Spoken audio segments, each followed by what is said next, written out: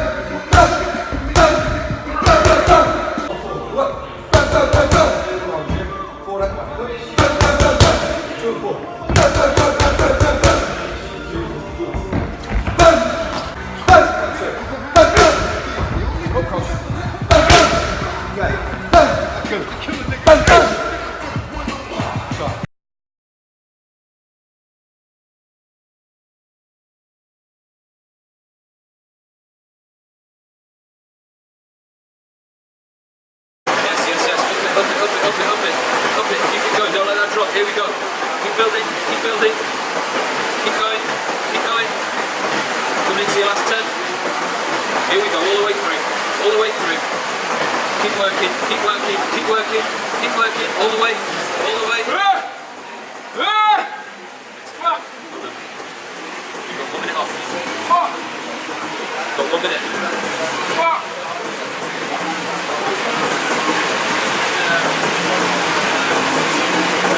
Push. All the way in, last 50. Keep it going. Work it, work, work, work, work, work.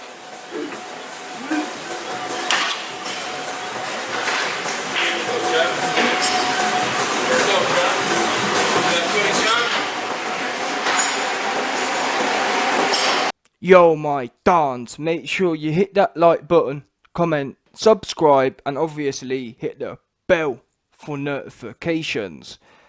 So for the last probably week or two, or certainly in the last 3 weeks, I've been talking about training and training within boxing, and one of the things we've been focusing on is conditioning and heart rate and cardiovascular exercise. And one of the main points was that basically I've noticed that within boxing training you see a lot of fighters, they're able to train really hard on the bike, or train really hard on the rowing machine, or really hard on the treadmill, because it's the linear movement. When you're on a rowing machine, all you need to do is pull your arms and push your legs as hard as you can, up and down. It's not mentally hard. It's not like boxing. With boxing, there's a lot of things going on. There's a lot of moving parts as such. And the reason that's relevant is because, as we've seen here with Dillian Whyte, we've just watched him nearly throw up on the bike. We've just watched him nearly throw up on the skiing machine. Now, think about that. He's getting great cardiovascular exercise in them areas. I have no doubt, if you were to put Dillian Whyte on a ski slope, he'd have no problems. If you were to put him on a bike, he'd have no problems. However, ask yourself this question. Dillian's been training at Loughborough for 3 years now. When he fought Joseph Parker, he'd been at Loughborough for 2 years. What happened in the Parker fight? He ran out of gas and literally his wheels fell off. And the fight wasn't that high paced, it wasn't that high output. So what's going on here? Why is it that Dillian Whyte, and not just Dillian Whyte, it's all fighters, AJ's just as bad, if not worse, if I'm honest. But why is it that these fighters, they're able to push really hard on the bike and push really hard on the rowing machine, but it comes to boxing and they're running out of gas? And bearing in mind, boxing's their sport. Does that make sense? You don't see a 10k runner run out of gas and wheels completely fall off or whatever at the top level. Now you might get the lower level guys do that, but at the very top level, bearing in mind, Dillian Whyte's a world championship level guy. We're talking top 5. I can guarantee you, the top 5 of all 10k runners, their wheels will not fall off. Yeah? Marathon runners the same. The top 5 marathon runners, their wheels will not fall off. They will make that marathon no matter what. So what is that? What's going on here with the boxing training? Now, as I was saying, we've just watched Dillian Whyte there push himself on the bike and on the rowing machine. But now watch this. Well, you've already seen it, but what did you notice when he's on the bag? When Dillian Whyte's on the boxing bag, look at his breathing. His heart rate's much lower, much more comfortable, much more relaxed. You don't see him really stressing and really pushing through it with it. What do you notice on the pads? The same thing. You don't see him really hard and really pushing. However, what do we know? In the Joseph Parker fight, what happened? He was gasping for air, literally could barely stand up, he was that tired. And this is my problem with boxing training. They are not, and this is the problem also with sports science. All these sports science people have come into boxing and they've convinced fighters, oh yeah, cross training, don't worry. Yeah, don't worry about boxing, we'll do it on the bike. Yeah, I know what we'll do. We'll do all the training on the bike or on the treadmill or on the road or on the ski machine. It doesn't translate, dudes. I'm telling you now, it doesn't. And that's why. Evidence is there.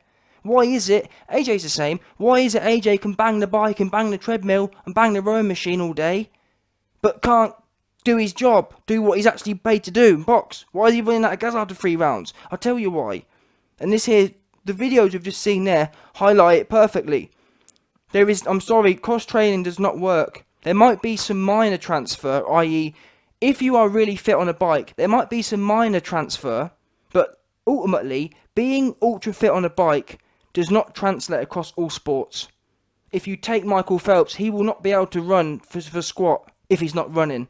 If you take a runner and put them on a bike, they're not going to have, well, it doesn't work like that. You've got to make sure your cardiovascular stress comes from them sport-specific movements, i.e., back to this, what Dillian Whyte was doing with the boxing. So we saw him there on the back.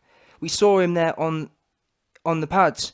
What has to happen is, when we've just seen there, Dillian Whyte literally nearly throwing up and passing out on the bike and on the rowing machine and on the ski machine, he needs to be able to create that intensity and that output within boxing.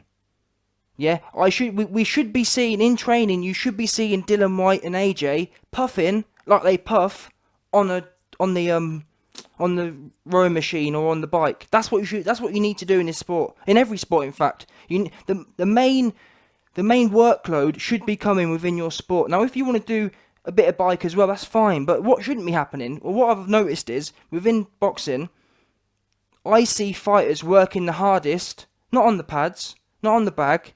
I see them most physically exerted on the bike or on the rowing machine or on the treadmill. Not going to work. And that explains why Joshua only does 3 rounds, but he looks in great shape.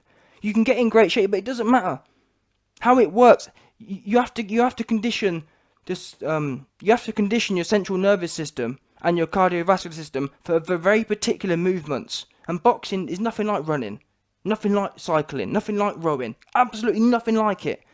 And the body, your body only gets conditioned for the movements it's doing. If you're not pushing your body to the extremes within a boxing setting, that's why when you get into a fight and you actually have a lot of physical exertion, that's why these guys are running out of gas after a few rounds. And they say, I don't get, how am I running out of gas? I'm really fit. No, you're not really fit because you haven't pushed yourself on the bag or in the pads. You should be. Why is it we see AJ and Dillian Whyte nearly throwing up on the bike, but we don't see him nearly throwing up on the bag or on the pads? Why is that? It makes no sense. You should be working hardest. I'd rather see you nearly throwing up on the bag or in the pads than I would on the bike. What the fuck? Who cares about the bike? Really? Who cares about spewing on the rowing machine? That's no good. And it's hard. I know why it is, because it is hard. You'll notice a common trend is the legs. That's why you'll see a lot of people doing running and doing cycling and even rowing. They do that because the legs is the biggest muscle, so it's easy to get your heart rate up with your legs, using your legs. However, boxing's all about arms, really. Yes, you move your feet, but the power and the scoring element comes from your arms. So what's the point doing all this? Yes, your legs need to be conditioned, but in boxing, your legs don't really do much. Yes, they move forward and they move back. And they throw a few pivots in there. That's it. That's literally it. Forward and backwards and some pivots. In reality, if you were to look at the distance travelled, you're not running a marathon in 32 minutes. You're probably running like, I don't know how much it is, but God knows, I don't know how much it is, but it's not how much distance travelled. What is happening, the steps you do take are really explosive. When you step in, it's really explosive. When you step back, it's really explosive. And therefore, rather than being on a treadmill or on a bike, what fighters should be doing is, they should be getting their heart rate up using explosive footwork drills. And you can do it. I've said it before. Really simple drill. If you take 4 steps forward as quick as you can and 4 steps back, repeat that. 4 forward, 4 back. As quick as you can. Up and down, like a yo-yo. Do that. Do 1 minute sets of that max. You see how hard your heart rate gets up. You'll be at 180, no problem. 190, 200. I do it myself. And then you can add things like you can carry ankle weights. Add some ankle weights. Add some hand weights. Hold your form, chin down, hands up in a boxing stance. 4 steps forward, 4 steps back. Explosive. Yeah? Because the quicker you can move your feet, guess what? When you get in the ring and you take them ankle weights off, when you step in, you're going to be so damn quick. Yeah? People won't even know what was coming. But you don't see that. I never see boxers in the ring or working it. You never see boxers doing footwork drills and falling over at the end. In fact, I don't even really see them doing. Whenever I see boxers doing footwork drills, it's all really low base. You see them do 1 set and they have a load of rest. There's no the same mentality and the same attitude.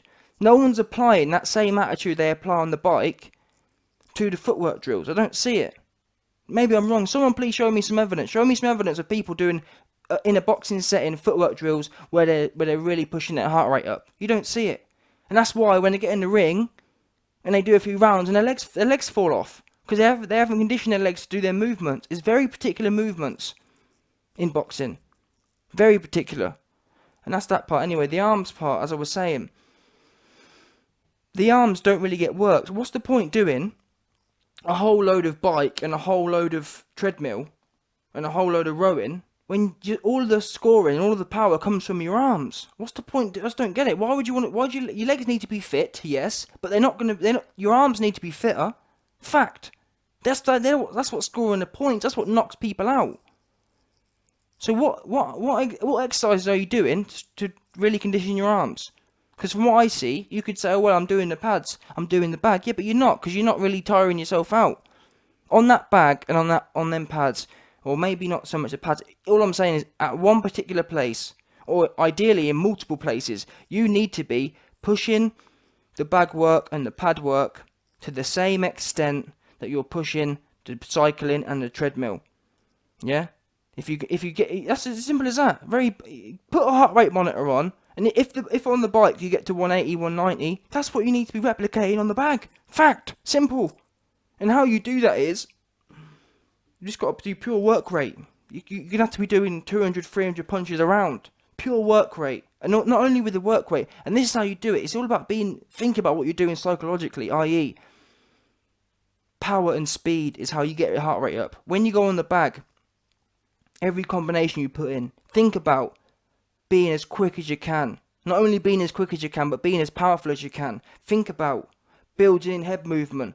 Hook, roll, step off, bang again. See what I'm trying to say? You have to build it all in. Ultra fast and ultra powerful. That's how you get your heart rate up. Ultra fast, ultra powerful, and ultra consistent. It's no good. You see Dillian Whyte here, or you see AJ, you see everyone on the bag. They'll do 1, 2, 3. 1, 2, 3 combination. And step off for 5-10 seconds. What? That's not getting your heart rate up. What good's that? 1, 2, 3. What? 1, 2, 3. Step off and walk around the bag. What? No good. 1, 2, 3. Roll. Bang again. 1, 2, 3. Roll. Bang again. 1, 2, 3. Roll. Bang again. 1, 2, 3. Roll. Bang again. Keeping your form tight. Chin down. Hands up. Or 1, 2, 3. Catch. Step off. Bang. See what I mean? 1, 2, 3. Catch. Step off. 1, 2, 3. Consistent. Get your heart rate up. Well, bottom line is, don't even worry about what you do. All I'll be saying to these guys is, listen, the same way we was targeting heart rate zones on the treadmill or on the bike, you need to be targeting heart rate zones on the bag and on the pads. However you need to do it, however you do it best, you need to be getting up that heart rate and maintaining it for sustained periods of time in a boxing environment. That's what it comes down to. And I'm sorry, I don't see enough people doing it. I don't see any people doing it, in fact. All I see them doing is they just go through the motions, and as you can see here, and I'm not singling Dillian Whyte out, it's all of them.